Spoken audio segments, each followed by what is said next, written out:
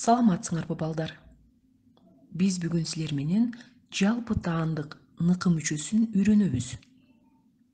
Достор, жаңы грамматиканы баштаардан мурун темага киришүү жасап көрөлү. Анда эмесе баштадык. Достор, баарыбыз бул жердеги сүрөткө көңүл буралы. Демек, эң алгач суроо беребиз. Бул эмне? Бул желек.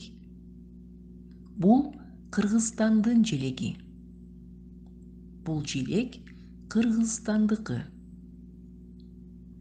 Бул желек кайсы өлкөнүкү? Бул желек Кыргызстандыкы. Мында да окшош эле сүрөт, бирок желек башка өлкөнүкү. Суроо беребиз. Бул эмне? Бул желек. Бул Түркиянын желеги. Бул желек Түркияныкы. Балдар, биз мындан желек башка өлкөлөргө эмес, бир гана Түркияга таандык экенин билдик. Үчүнчү сүрөттө да жогоруда көрсөтүлгөндөй сүрөт берилген. Бирок ал кайсы өлкөгө таандык? Жакшылап угалы. Бул эмне? Бул желек.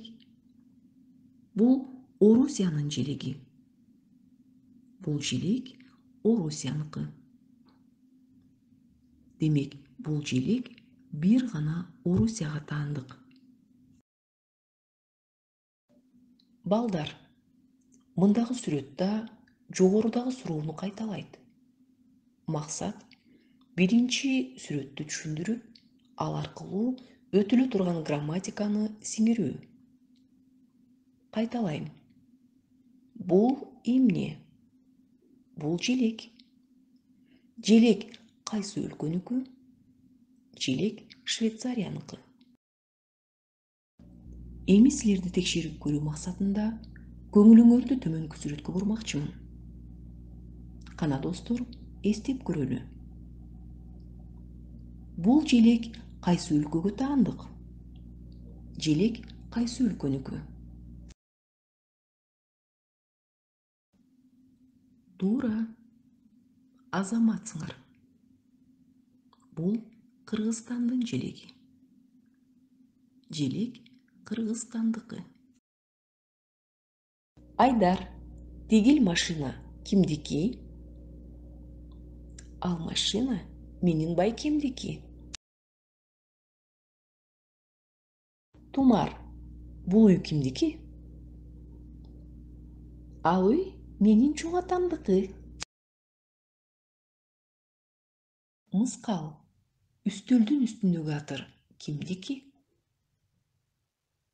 Ал атыр менин эчемдики. Бул дарскана сиздикиби? Ооба, бул дарскана меники. Биз үйрөнө турган грамматика менен аз да болсо таанышып чыктык. Анда эмесе жалпы таандык мүчө менен толук таанышып чыгууга кезек келди деп ойлойм. Эми достор, кунт коюп кулак салабыз. Жалпы таандык ныкы мүчөсүнүн 12 түрү бар. Мен силерди алгач 4 түрү менен тааныштырайын. Эгерде сөз үндүү тамга менен аяктаса, анда ага ныкы, ники, нуку, нүкү мүчөсүнүн бири уланат.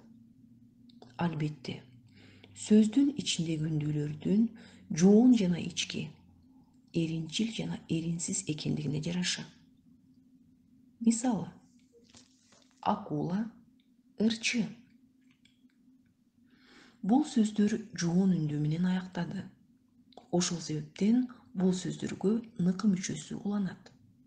Мисалы, акуланыкы, ырчыныкы. Кийинкиси, эже, ички. Бул сөздөр ички үндүүлөр менен аяктагандыктан ага ники мүчөсү уланат. Мисалы, эженики, эчкиники. Тоо, суу.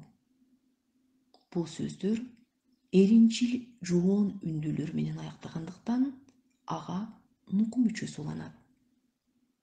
Мисалы, тоонуку, суунуку.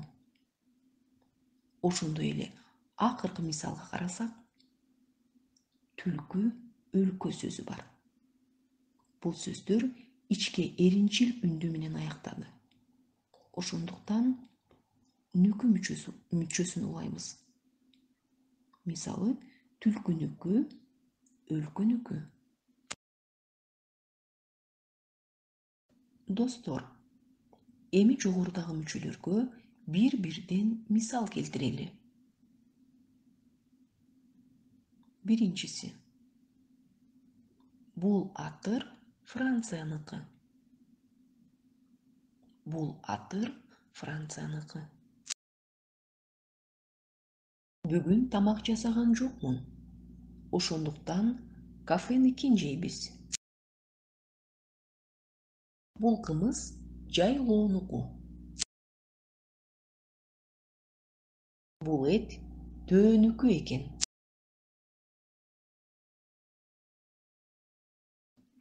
Эми достор, бул мүчөнүн дыкы, дики, дуку, дүкү сыяктуу түрлөрүнө токтоло кетейин. Эгерде сөз жумшак үнсүз менен аяктаса, мен жогоруда атаган түрлөрү уланат. Силерге дагы да түшүнүктүүрөөк болсун үчүн назарыңарды төмөнкү мисалдарга бурайын. Мисалы, агай, аалым.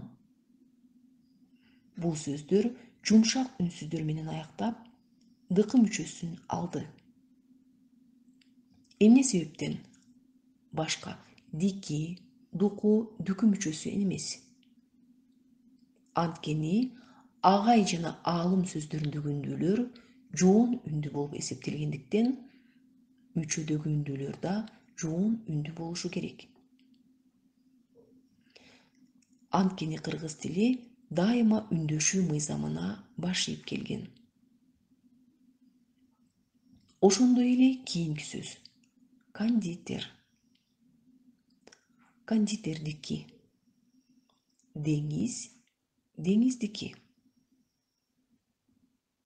Телефон, телефондуку. Ойчул, ойчулдуку. Өсөр, өсөрдүкү. Мүдүр, мүдүрдүкү. Эми силер үчүн балдар, жогорудагы мүчөлөргө бир нече мисал бере кетейин. Тигил шкафтагы китептердин баары апамдыкы. Анткени апам китеп окуганды жакшы көрөт. Кызымдын колундагы наушник компьютердики. Белекке келген кимоно жапондордуку.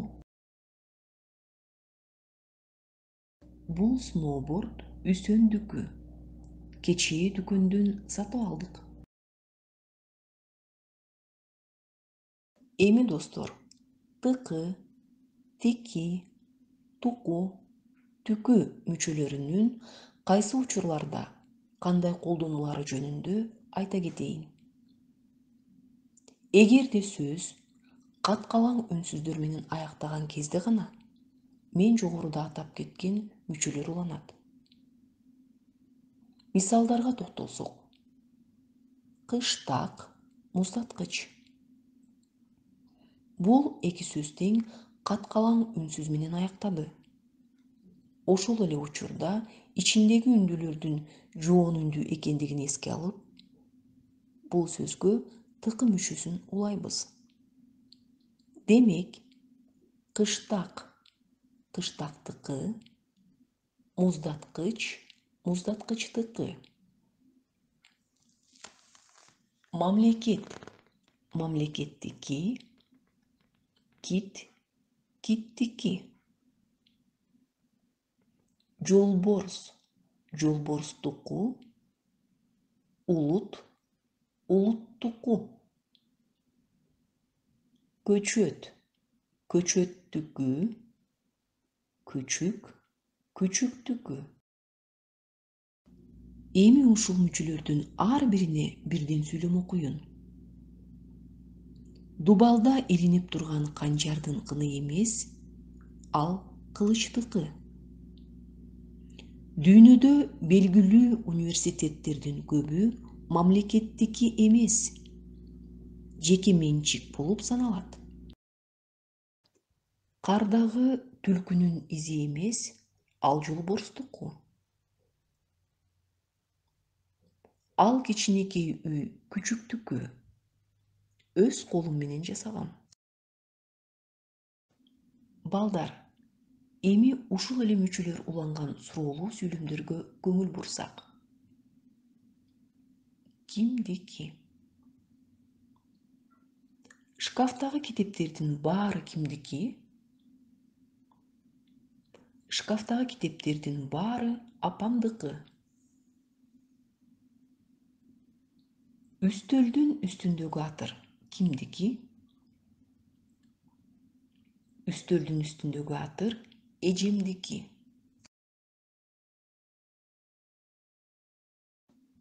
Эмненики? Бул эт эмненики? Бул эт кайсы жаныбардыкы? Бул эт төөнүкү. Ал кичинекей үй эмненики? Ал кичинекей үй күчүктүкү. Кайсы жердики? Тигил зайтун майы кайсы жердики? Ал зайтун майы Измирдики. Сиз ичип жаткан кымыз кайсы жердики? Мен ичип жаткан кымыз жайлоонуку. Балдар, көңүл бурабыз. Бул менин машинам. Машина меники. Бул сенин машинаң. Машина сеники. Бул анын машинасы. Машина аныкы. Эскертүү. Мен меники. Сен сеники. Ал аныкы. Балдар, ушуну менен сабагыбыз соңуна чыкты. Эмкиде көрүшкөнчө.